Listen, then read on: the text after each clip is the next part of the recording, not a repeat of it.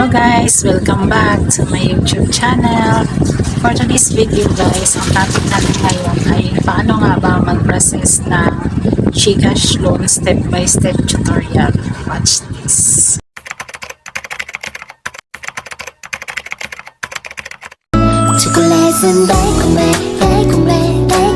Single Moms Vlog. Sa mga nag-comment pala doon sa previous video ko na pumuna sa akin na paulit-ulit nga yung sinasabi ko, pansin ko rin naman yun guys, na paulit-ulit nga yung sinabi ko, kaya sorry na agad at di na mauulit kasi malaking tulong din naman sa akin yan guys, yung mga comment nyo na pumuna sa akin para makita ko yung mga mali ko sa video ko at mabago ko siya. Ito na nga yung step by step paano mag-process ng GCash loan. So wag na natin patagalin pa, baka may magalit na naman na bagal natin magpaliwanag.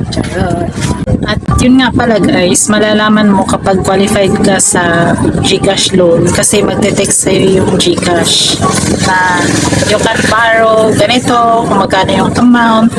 Malalaman mo pag qualified ka sa GCash loan kasi magte-text sa'yo mismo yung GCash na katulad ng ganito. Magte-text sa'yo si GCash kung magkano yung credit limit na i-offer nila sa'yo. Narito ang video kung paano mag-process ng GCash loan step-by-step tutorial. First, open GCash app and tap borrow on the dashboard. Second, select G-loan nasa baba ng borrow. Third, scroll lang natin yung sa baba ng G-loan to continue and click get started. At pang-apat, select nyo lang yung amount kung magkano yung gusto nyong i-loan.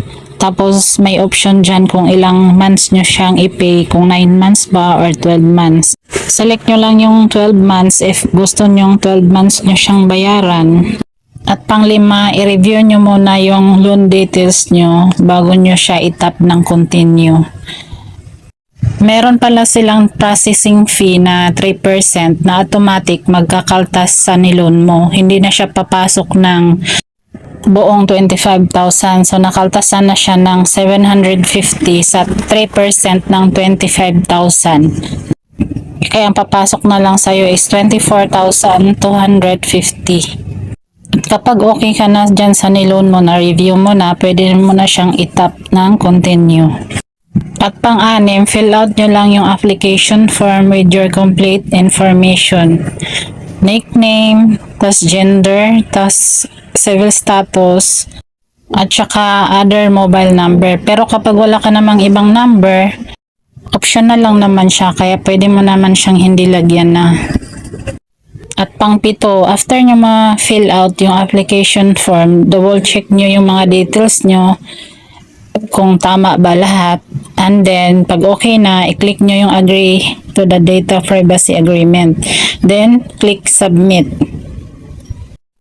Pangwalo, review nyo muna yung amount ng inyong niloan. Kapag okay na, saka nyo siya itap ng confirm loan.